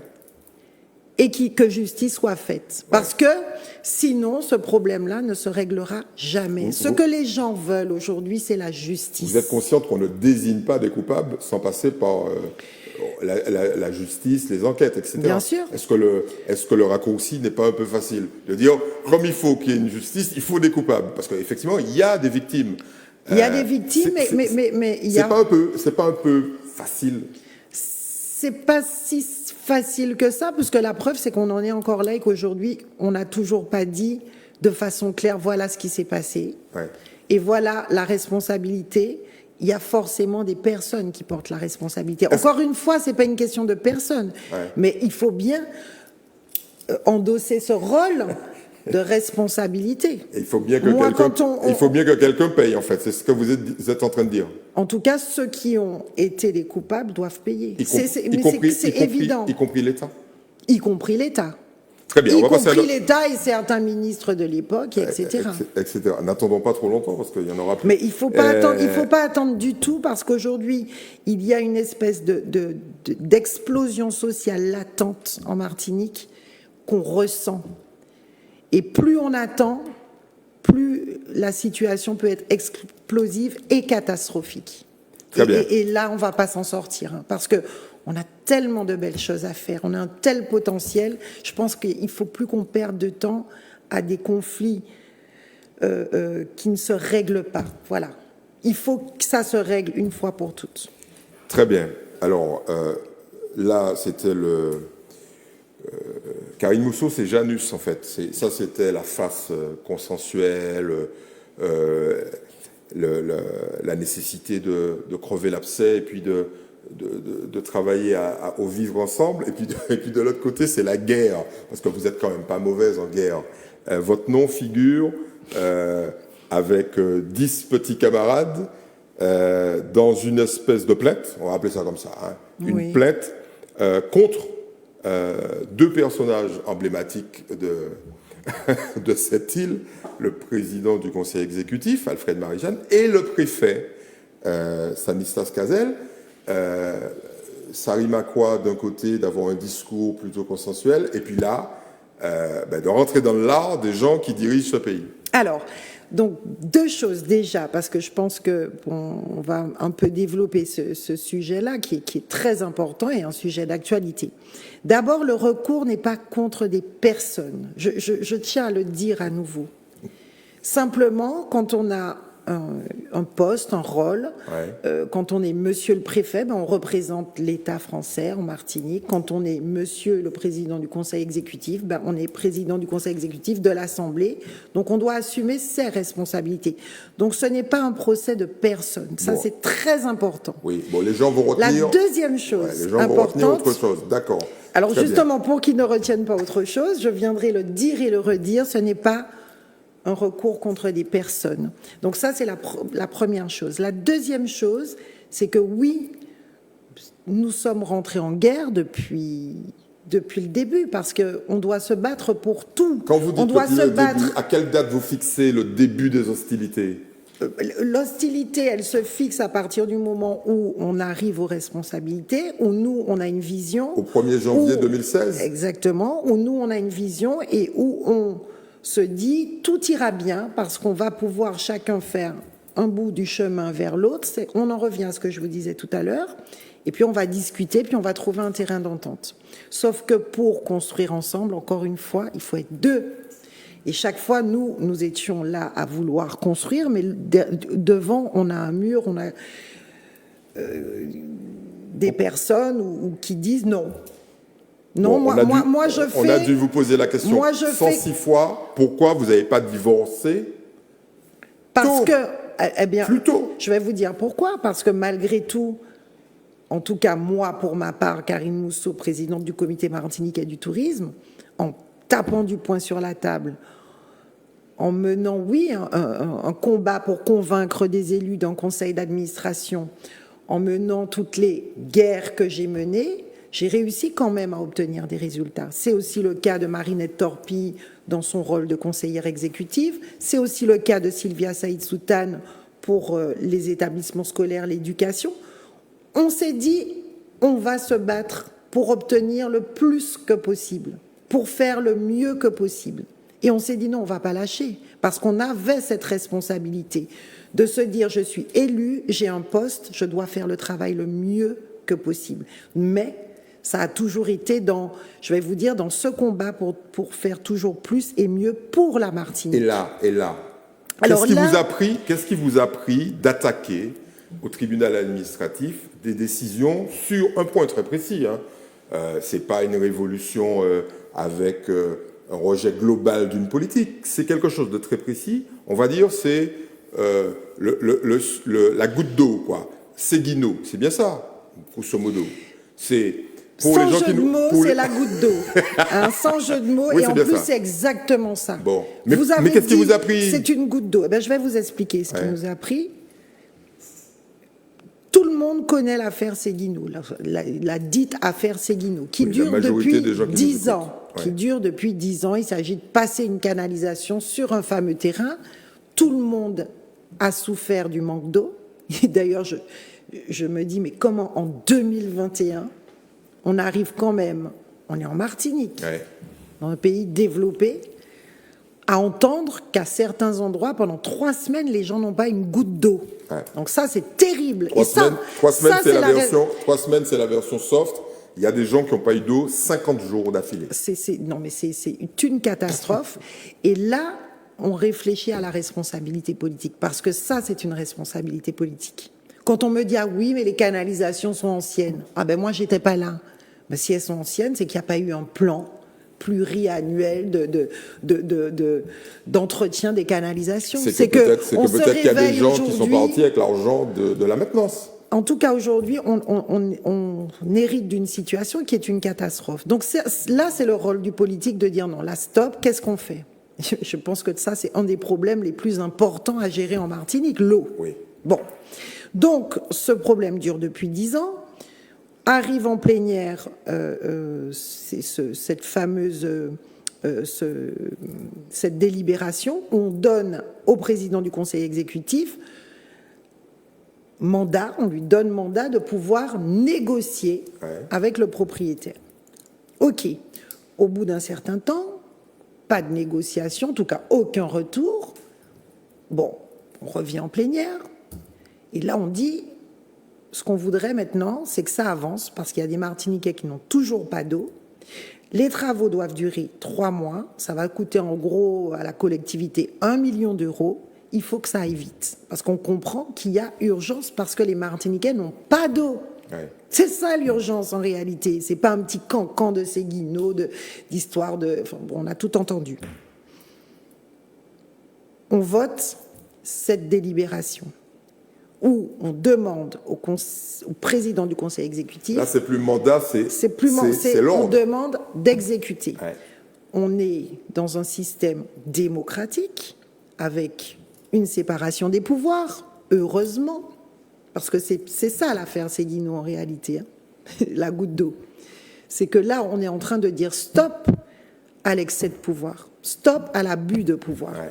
Donc, vous avez un conseiller exécutif qui propose, l'Assemblée dispose, vote, et ensuite, une fois que l'Assemblée a voté, l'exécutif exécute ce que l'Assemblée a voté. Heureusement qu'on sépare les pouvoirs, vous imaginez. Ouais. Si là, tous les pouvoirs sont dans les mains... Mais là, en l'occurrence, ce n'est pas un conseil exécutif qui a proposé quoi que ce soit, c'est un conseil territorial, on est bien d'accord. Oui, parce qu'au départ, on donne mandat au président du conseil exécutif. Ouais, alors, attends, ce que je veux dire aussi, c'est que l'Assemblée peut proposer aussi. Oui, bien évidemment. Bien évidemment. Attention, on a le droit, Dieu merci, de proposer. Donc on est plutôt, dans ce schéma-là. C'est ce que nous faisons de plus en plus, d'ailleurs. Ouais. Je pense que tous les Martiniquais l'ont constaté. À chaque plénière aujourd'hui, il y a des dossiers déposés par les présidents de commission. J'ai bien l'impression. En particulier le président de la commission développement économique et tourisme. Qui s'appelle Yann Monplaisir. J'ai bien l'impression qu'il y a une espèce de coup d'État rampant, en tout cas progressif, avec une espèce de prise de décision dans l'Assemblée pour exécution par l'exécutif. Enfin, il reste pas beaucoup de mois. C'est pas un coup d'État, c'est simplement qu'on veut faire respecter la démocratie. C'est tout le contraire d'un coup d'État. Nous, ce qu'on veut, c'est que la démocratie soit respectée, que l'exécutif comprenne que lorsque l'Assemblée vote une délibération, il se doit d'exécuter. Il n'a pas le choix, c'est la loi qui l'écrit. Oui, mais est-ce donc aujourd'hui, ce que nous remettons en cause, à travers l'affaire Séguineau, qui finalement n'est, vous l'avez dit, qu'une goutte d'eau, et ça tombe bien pour le jeu de mots. À travers l'affaire Séguineau, ce que nous remettons en cause, c'est l'excès de pouvoir. Mais cet excès de pouvoir, il vient de quelqu'un. C'est l'autorité, oui, du président du conseil exécutif. Vous disiez, c'est pas quelque chose contre quelqu'un. Mais là, en l'occurrence, c'est contre quelqu'un. Oui, il vient du président du conseil exécutif qui, aujourd'hui, a décidé, lui, j'aimerais bien savoir ce qui s'est passé ce matin-là, qu'il n'exécute pas une décision qui a été votée par l'Assemblée. Donc, il a décidé d'aller voir monsieur le préfet, qui, du coup, devient quand même son complice, et il lui dit... Je ne vais pas faire ce qu'on m'a demandé, c'est-à-dire payer les 225 000 euros, donc trouvez-moi une solution. Donc voilà pourquoi nous déposons ce recours. Ouais. Le recours, c'est un recours pour excès de pouvoir. Le recours, c'est un recours qui dit stop à l'autoritarisme d'un seul homme, qui se lève le matin, qui dit « je n'exécute pas une délibération votée par l'Assemblée territoriale de Martinique. » Alors, les élus de l'Assemblée territoriale de Martinique, c'est-à-dire le peuple martiniquais. Parce que c'est le peuple martiniquais qui nous a mis à siéger les unes et les autres à la collectivité territoriale de Martinique. Et c'est au nom de ce peuple et au nom du fait que nous voulons que le plus rapidement possible, les Martiniquaises et les Martiniquais aient de l'eau, que nous avons voté pour que M. Alfred Marie-Jeanne, on lui a donné mandat, qu'il paye 225 000 euros aux propriétaires de Séguineau. Donc, alors, ce n'est pas le problème de Séguineau, excusez-moi, M. Marajou, c'est très important. J'ai bien compris, on a bien compris. Ce n'est pas le problème de Séguineau, c'est l'abus de pouvoir. Non mais attendez, on va aller plus loin, on a le temps. Mes amis analystes fins de la politique se sont rendus compte que dans la liste des 11, il n'y avait personne de votre allié traditionnel dans ce qui est en train de se passer, Monsieur Jean-Philippe Nilor. Ils sont passés où? Écoutez, il faut leur poser la question. Non, mais qu'est-ce que vous en pensez? Parce qu'ils ne sont pas là. Écoutez, moi je pense que Il faut arrêter de faire de la politique bassement politicienne en essayant d'avoir des stratégies éventuellement de campagne où on pense déjà qu'est-ce qu'on va penser ou pas penser, comment ça va être vu, etc. Je veux répéter à tous et à toutes qu'il ne s'agit pas de complot, je le redis parce que ce mot a été tellement utilisé pendant 5 ans, ce n'est pas un complot. Il s'agit simplement d'élus qui disent non à l'excès de pouvoir. Si M. Nilor et son équipe ne se sont pas associés, je suppose que c'est parce qu'ils ne sont pas d'accord pour la démarche. Donc, il faut leur poser la question. Non, mais enfin, j'imagine que vous vous êtes vus, puisque vous vous voyez avant d'aller en plénière. Vous avez peut-être dû vous voir avant de porter plainte, non? Le recours, on l'a proposé à tous les élus de l'Assemblée. Ah d'accord, on est bien d'accord que vous... Il a été proposé à tous les élus. Ce recours a été fait à l'initiative de Yann Monplaisir, qui a proposé à tous les élus de l'Assemblée de signer le recours. Donc nous avons attendu, il y avait une deadline. Mais ça veut dire quelque chose, ce refus d'aller avec vous à la guerre. Comment vous l'interprétez? Vous n'avez pas envie d'être politiquement incorrect. Si, je vais l'être, rassurez-vous. On a parlé tout à l'heure de courage en politique. Ouais. Et là, vous pensez on a parlé tout à l'heure de courage en politique. Et là, vous pensez on a parlé d'honnêteté intellectuelle. Ouais. On a parlé de défendre la démocratie. Voilà, c'est notre ligne à bas pays en chance. Très bien. C'est clair que j'ai bien l'impression que vous essayez malgré tout de préserver des alliances probables, et ça me permet de passer à la dernière séquence, aux élections futures. Karine Mousseau, quand est-ce que vous allez faire entendre votre propre musique? Parce que j'ai compté, vous avez prononcé 9 fois le nom de Yann Monplaisir. Alors, je veux bien, c'est le leader du groupe, c'est un homme qui est sur une trajectoire ascendante depuis qu'il est maire de Saint-Joseph. J'allais dire enfin maire de Saint-Joseph. Mais vous avez quand même des ambitions? Mais je n'ai pas d'ambition personnelle. Oui, non, mais bon.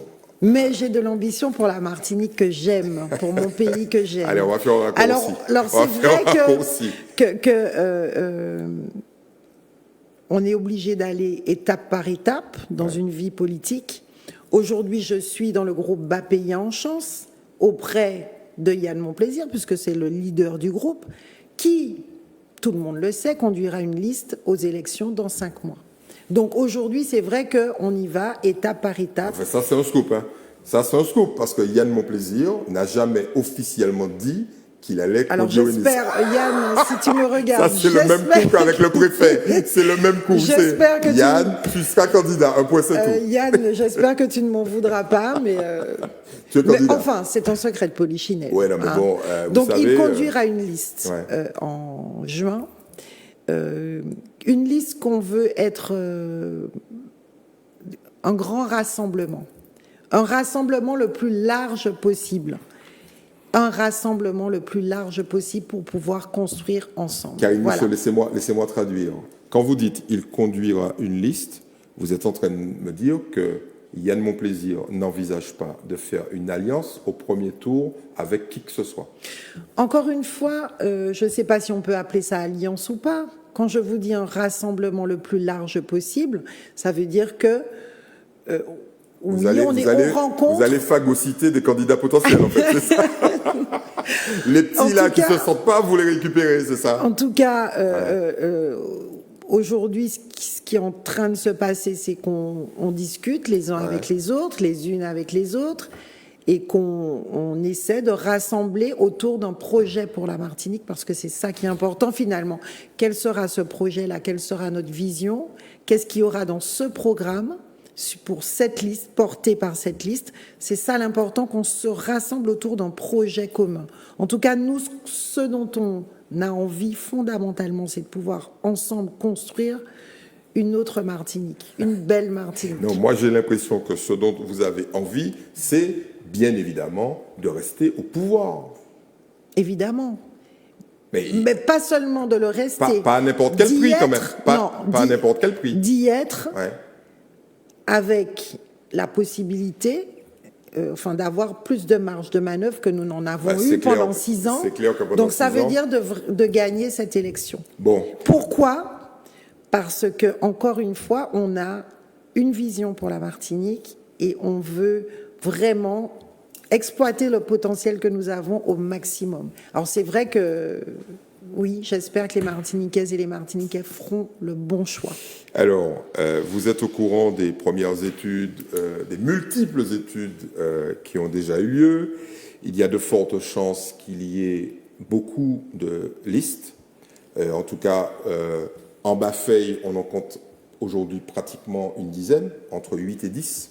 Ce qui veut dire que mathématiquement, pour aller au deuxième tour, il faut 10%. Quand vous divisez 100 par 10, ça veut dire qu'il n'y aura pas beaucoup de gens qui pourront avoir ces fameux 10%. Imaginons que Yann Monplaisir soit sa liste avec vous, mais je vous posais la question tout à l'heure. Et beaucoup d'autres. Bon, j'ai compris que implicitement ce sera avec vous, mais officiellement on vous posera la question dans quelques minutes. Soit au deuxième tour, il est clair, et on peut prendre les choses dans tous les sens, que... Je sens venir votre question et je sens venir votre question. Soyez patiente. Je suis patiente. Il est clair qu'une élection se gagne en faisant des alliances, soit au premier tour, en englobant le maximum d'acteurs du paysage politique, soit au deuxième tour. On a vu ces deux cas de figure prévaloir. En 2010, avec une alliance autour de Serge Letchimy qui gagne au deuxième tour, et en 2015, avec une alliance entre Alfred Marie-Jeanne et Yann Monplaisir au deuxième tour. Donc là, il y a de fortes chances, comme tout le monde va y aller tout seul au premier tour, il y a de fortes chances qu'il y ait une nécessité d'alliance au deuxième tour. Avec qui? On en vient à votre question. Qui? Alors, on va le prendre de manière positive. Qui accepteriez-vous, parce que évidemment vous vous posez en tant que leader et vous n'imaginez jamais être derrière, en tout cas je suppose, qui accepteriez-vous comme partenaire de fusion ou d'alliance? Ne me dites pas que c'est à Yann Monplaisir de décider. Hein.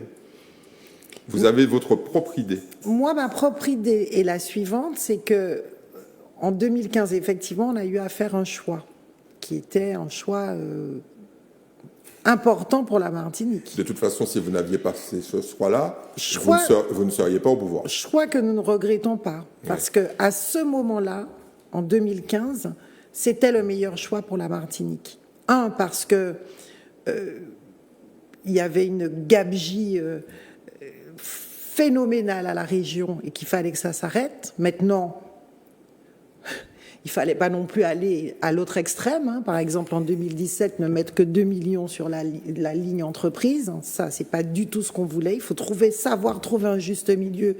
Et je pense que, voilà, on aura l'occasion de l'expliquer aux Martiniquaises et aux Martiniquais. Et puis, deuxième chose qui était importante pour nous en 2015, à ce moment-là, c'est ne pas remettre pendant ces 6 années le statut de la Martinique en question, ne pas remettre le débat du statut sur la table, parce qu'on pense qu'on rentrait dans une collectivité territoriale et qu'il fallait déjà travailler là-dessus. Et vous avez vu, jusqu'à aujourd'hui, je pense qu'on n'est pas encore à l'optimum de nos possibilités. Vraiment, c'est le moins qu'on puisse dire. C'est un euphémisme. Donc, exactement. Donc, c'est vrai que ce choix, nous l'avons fait, nous ne regrettons pas pour ces 2 raisons-là, même si, effectivement, très vite, nous avons remis en cause ce coup d'arrêt qu'on a donné à l'économie et cette rigueur extrême. Hein. On ne demandait pas à passer d'un extrême à l'autre. Mais ça nous a permis, nous, d'avoir effectivement des postes et de pouvoir nous faire connaître auprès des Martiniquaises et des Martiniquais, parce que, vous l'avez dit, personne ne connaissait Karine Mousseau avant 2015, en tout cas en dehors du François. Personne ne connaissait Marinette Torpille au travail. Personne ne connaissait aussi bien, même si elle était plus connue que nous, Sylvia Saïd Soutane, ainsi que Diane Montreuze. En tout cas, je pense que chacune à nos postes, chacun et chacune, puisque je n'oublie pas Yann Monplaisir, nous avons pu prouver que nous pouvons être dans l'efficacité, dans le pragmatisme surtout, c'est-à-dire trouver des solutions et puis que nous avons une vision et puis c'est cette envie de travailler pour la Martinique. Ça, c'était la fusion de 2015. Mais tout ça pour vous dire que aujourd'hui, évidemment, tout le monde sait que personne ne pourra gagner seul, vous l'avez bien dit, et je pense que le choix, nous ferons le choix d'être avec ceux et celles qui seront sur la même ligne, sur la même vision que nous. Mais donc, vous avez des principes qui... Après, ça signifie que, en réalité, tout est possible parce que pour Attendez, gardons cette phrase-là. Tout est possible. Tout est possible dire que vous êtes capable de vous allier à la fois à nouveau avec Alfred Marie-Jeanne. Absolument pas, par contre. Je vous dis tout est possible, mais soyons raisonnables. On a bien compris aujourd'hui qu'on ne peut plus continuer dans cette gestion de rigueur de l'économie martiniquaise. On ne peut plus continuer dans cet autoritarisme permanent. Là, c'est bon. Je pense qu'on l'a mis à l'épreuve pendant 6 ans. Il y a eu une épreuve de 6 ans. Faites attention, il peut vous réserver des surprises sur les 6 prochains mois. Il peut devenir exactement à l'image de ce que vous souhaitez. Ça va vous poser un petit souci, ça. Mais vous savez, il y a beaucoup de politiques qui, les 6 mois d'avant les élections, distribuent beaucoup d'argent. C'est pour ça qu'ils en gardent. Hein. Ouais. Leur technique, c'est ça. On garde l'argent. Parce qu'il vous a... On garde l'argent, puis les 6 mois qui précèdent l'élection, on en donne tellement aux gens qu'on a l'impression qu'ils vont oublier ce qui s'est passé pendant 6 ans. Parce qu'il vous a quand même... Vous demandiez 32 millions d'euros, il vous en a donné 37. Ah, mais il va continuer à en donner, il en a, de toute façon. Et donc, ce que vous êtes en train de nous dire, c'est que vous ne changerez pas, de toute façon, d'opinion. Non. Bon, parce alors, que si on enlève... et ce que j'espère fondamentalement, c'est que non seulement nous ne changerons pas d'opinion, mais que les Martiniquaises et Martiniquais n'oublieront pas tout ce qui s'est passé pendant 6 ans. Alors, on dit, vous êtes un analyste politique, un brillant journaliste, un brillant observateur, on dit que la mémoire de l'électeur est à 1 an. Est à 1 an. Mais nous saurons rappeler tout ce qui s'est passé il y a 2 ans, il y a 3 ans, il y a 4 ans, il y a 5 ans. Allons finir notre tour d'horizon. Vous dites, bon, et vous vous prononcez au nom de votre groupe, vous dites, une alliance avec Alfred Marie-Jeanne est impossible. Il reste un certain nombre d'autres candidats, on leur fera, comment dirais-je, on évitera de tous les citer, mais en tout cas au moins ceux avec lesquels vous avez soit eu à batailler, soit ceux avec lesquels vous avez eu à travailler. Donc on va en prendre 2. Jean-Philippe Nilor, est-ce qu'une alliance est possible ? J'allais dire, après vos propos, est-ce que cette alliance est encore possible avec Jean-Philippe Nilor ? Mais je répète que tout est possible. À partir du moment où on se met d'accord sur un projet, une vision, et nous l'avons prouvé à bas pays en chance, nous sommes capables de travailler avec les autres. Encore une fois, le but, c'est de construire ensemble. C'est de construire avec des visions différentes. C'est que chacun amène son point de vue. À partir du moment où l'autre fait aussi un pas vers nous. Bon, encore une fois, construire ensemble, ça se fait à 2 ou à plusieurs. En tout cas, nous, c'est notre volonté. En ce qui concerne donc ça veut dire que oui, tout est possible aujourd'hui si on se met d'accord sur une vision, qu'on arrive à trouver un terrain d'entente, il est possible de travailler ensemble. Très bien, ça c'est pour Jean-Philippe Nilor et vous aurez noté qu'une partie de votre nom, du nom de votre alliance, comprend également le nom du parti de Jean-Philippe Nilor. Mais il faut vraiment que vous l'invitiez parce que j'aimerais bien savoir pourquoi. Donc vous avez donc 2 questions à lui poser. Un, pourquoi il nous a piqué une partie de notre nom. C'est peut-être qu'il espère, peut-être... C'est déjà une forme de fusion. Voilà, nous aider au 2e tour. Je l'en remercie. Et puis deuxièmement, pourquoi il n'a pas signé le recours ? Oui, mais je lui poserai la question. Mais j'ai vu que vous m'avez donné des pistes. Je reviendrai avec lui sur ces pistes-là. Et Serge Letchimy, une alliance avec Serge Letchimy. Quand on reprend les propos de Yann Monplaisir au cours des 6 dernières années, parce que je reprends 2015, notamment lors de la campagne, ça reste problématique. Mais il n'y a jamais eu de... comme vous venez de le faire pour Alfred Marie-Jeanne, il n'y a jamais eu de discours d'exclusion d'une alliance possible avec Serge Letchimy. Donc j'en conclus que c'est peut-être possible. Encore une fois, tout est possible. À partir du moment où l'autre, comme nous, veut construire ensemble, encore une fois, on peut travailler ensemble pour la Martinique si on se met d'accord sur un projet commun. Les élections de la collectivité territoriale, c'est avoir le pouvoir pour 6 ans. Donc c'est sur ces 6 années-là qu'il faut dire, voilà, on fera ça, ça, ça, on ira de ça à ça. Voilà nos principaux projets pour la Martinique et notre vision pour l'avenir. Si on arrive à se mettre d'accord là-dessus, à trouver un terrain d'entente, si chacun fait un pas vers l'autre, encore une fois, on peut construire ensemble et tout est possible. Donc j'ai bien compris qu'il n'y a pas d'antagonisme majeur, à la fois vis-à-vis entre vous et Jean-Philippe Lilor et entre vous et Sœur de Tchimi.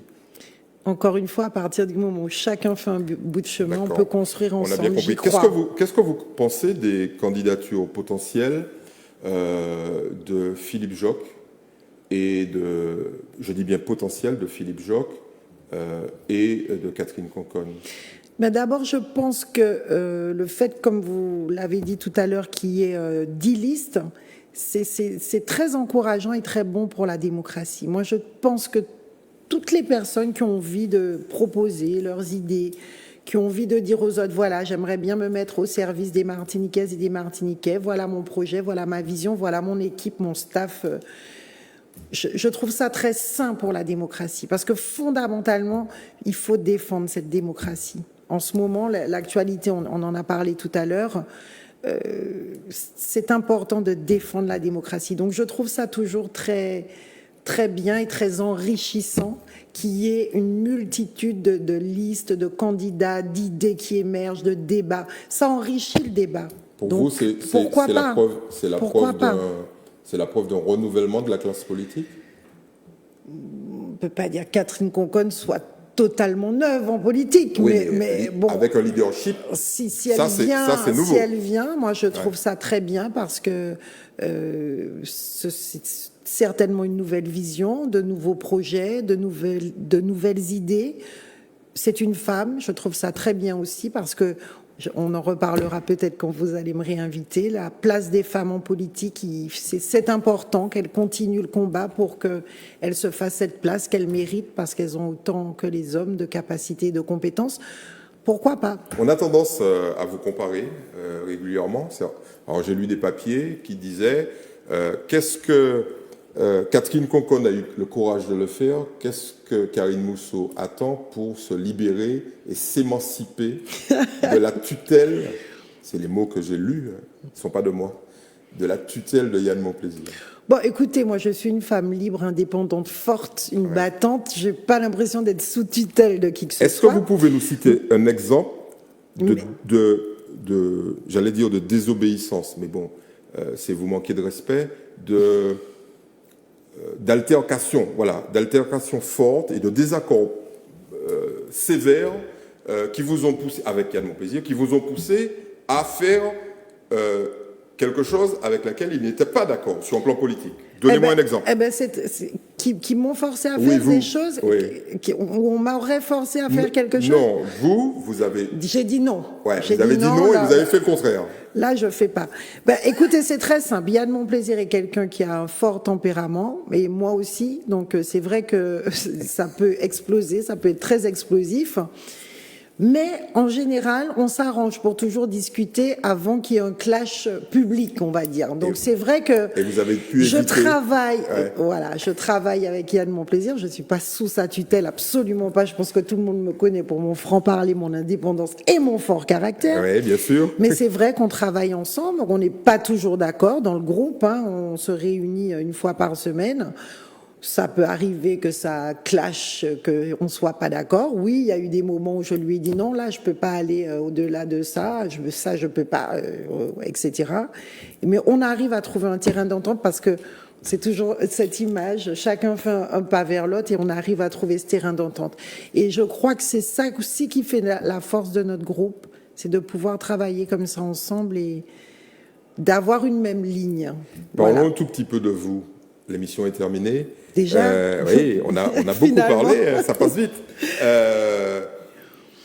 Vous dites, moi je m'engage, et on a bien senti que vous n'êtes pas prête. Ce soir, on est désolé, on a déçu un maximum de gens qui souhaitaient que vous preniez votre retraite pour plein de raisons. La retraite politique, c'est pas pour demain. Absolument pas. Je suis désolée de faire quelques déçus, mais je suis sûre que je vais faire plein d'heureux et plein d'heureux aussi. Le mot sacrifice, ça vous dit quelque chose? Oui, on se sacrifie. Non, mais là... Oui, on se sacrifie parce que financièrement déjà, parce qu'il faut reparler peut-être du statut de l'élu. Moi, je veux dire que j'ai été obligée de travailler à mi-temps parce que le rôle de présidente du comité martiniquais du tourisme, c'est quelque chose de très prenant. Dans la tête, dans l'énergie qu'on y met, etc. Et je tiens d'ailleurs à dire aux Martiniquaises et aux Martiniquais que je ne touche rien pour être présidente du comité martiniquais du tourisme, que les gens s'imaginent peut-être qu'on a des indemnités en plus. Pas du tout. J'ai la même indemnité que toute personne de l'Assemblée, avec beaucoup de travail, même si les autres en ont aussi. Et c'est vrai que c'est un sacrifice financier. Finalement, depuis que je suis élue à la collectivité, je gagne moins que quand je travaillais, que j'étais pas élue. Mais enfin, je le fais pour la Martinique, parce que j'aime ça, parce que j'ai envie que la Martinique soit plus belle et plus forte. Et puis, c'est un sacrifice aussi dans sa vie personnelle, forcément, on voit moins sa famille. On arrive en retard aux anniversaires, on arrive en retard le soir. On a des enfants qui nous disent bah écoute, t'étais pas là, bon voilà. Et c'est vrai que c'est un sacrifice, c'est vrai. Mais après, on fait un sacrifice aussi, on fait ces sacrifices aussi vous l'avez dit tout à l'heure, de porter un candidat parce qu'on y croit, on croit en sa vision, on croit en son énergie, on croit en sa façon de gérer, on croit en son honnêteté, on croit en son travail. C'est aussi ce sacrifice-là qu'on fait de parfois mettre ses propres ambitions personnelles de côté, se dire chaque chose en son temps, et puis voilà. En tout cas, oui, je continue mon engagement politique, je ne lâche rien, j'irai jusqu'au bout, en espérant que, encore une fois, les Martiniquaises et Martiniquais feront le bon choix, les bons choix. Est-ce que vous aimez ça ? Oui, j'aime ça. J'aime ça parce que je me rends compte que quand on a le pouvoir, on peut changer les choses. Et le but, on peut changer la vie des gens. On peut changer la vie des gens. C'est peut-être de toutes petites choses, mais ça peut être aussi de très grandes choses. Et moi, notamment, je crois vraiment au développement économique. Je vous l'ai dit, je crois vraiment à cette valeur du travail.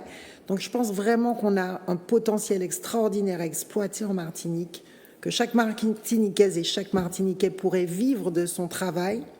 Et puis aussi la politique sociale qu'on doit mener. On a parlé des inégalités, du taux de chômage, on a parlé de nos élèves, de nos enfants. On en parle d'ailleurs tous les mercredis, on fait des petits causés sur Facebook. Vous pouvez nous rejoindre tous les mercredis avec des sujets. La semaine dernière, c'était le harcèlement scolaire. On parlera des femmes en politique. On parle aussi de notre programme, de notre vision pour la Martinique. Donc oui, on se rend compte en tout cas, moi, je fais de la politique, encore une fois, pas par ambition personnelle, parce que je pourrais ne pas en faire. Je ne vis pas de la politique, contrairement à d'autres. Il y a des professionnels de la politique. Je ne suis pas une professionnelle de la politique, j'en vis pas. Je fais de la politique parce que je sais qu'à un moment, quand on a ce pouvoir de changer les choses, eh bien, on est heureux parce que tout simplement, on a envie que les autres soient plus heureux et vivent mieux, tout simplement. Voilà. Très bien. Et j'y crois vraiment. Karine Mousseau, merci. Alors, on a un petit quart d'heure. Non, là, ils vont exploser en régie. Quelques secondes que je vous présente un certain nombre d'ouvrages. Alors, Légitime défense, ça, c'est une vraie bombe. C'était en 1932, un certain nombre d'étudiants qui... Alors, je vais vous citer, parce que vous verrez qu'à l'époque, c'était déjà dur. C'est quoi Légitime défense ? C'est l'affirmation de la souveraineté de notre être, c'est le droit et l'obligation de préserver l'intégrité de notre existence, c'est le droit et l'obligation d'agresser sans limitation ceux qui, les gens et les institutions, mais les gens quand même, dans la vie, nous agressent ou semblent susceptibles de nous agresser. Donc c'était fort, bien, ouais.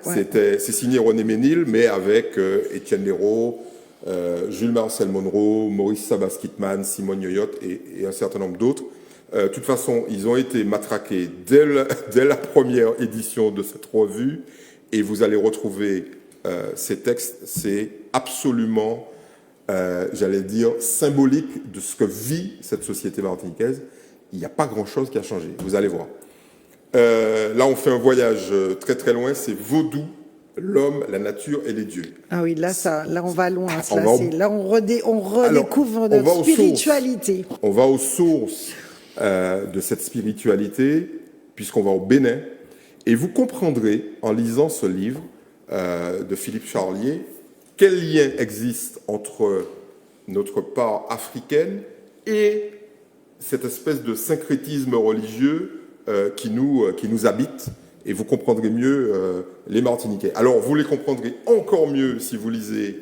Mais c'est bien qu'ils lisent pour se comprendre eux-mêmes. Ah oui, tout à fait. C'est super important qu'on se comprenne nous-mêmes, qu'on sache qui on est pour avancer ensemble. Alors celui-là, il est absolument fabuleux. C'est Martinique, les identités remarquables, anthropologie d'un terrain revisité par Francis Affergan. Alors Francis Affergan, il a été prof de philosophie au lycée Schellcher. C'est un anthropologue, sociologue. Il est professeur d'ethnologie à l'université Paris 5.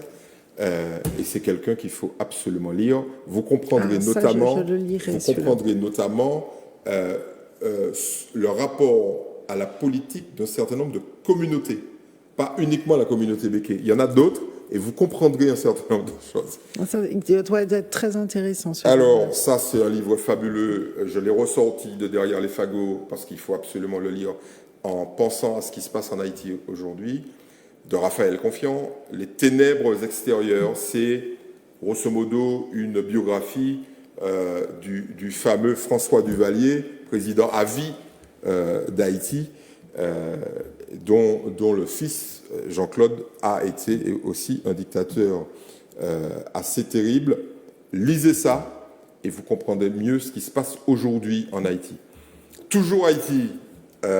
Ça s'appelle Maître Minuit. Alors Maître Minuit, c'est un personnage de la mythologie haïtienne, et c'est l'histoire d'un jeune qui s'appelle Poto et dont l'auteur Mackenzie Orsel nous narre les pérégrinations dans la société haïtienne. Donc à travers ce jeune, d'accord, donc c'est un roman là. Voilà, c'est un roman. Ouais. On passe au roman et on découvre la société haïtienne. Alors je l'ai choisi parce qu'à travers la société haïtienne, en fait, on découvre la société martiniquaise. Exactement. Il y a un cousinage absolument, en fait, une espèce de communauté de destin qui est extraordinaire. Et puis bon, le polar.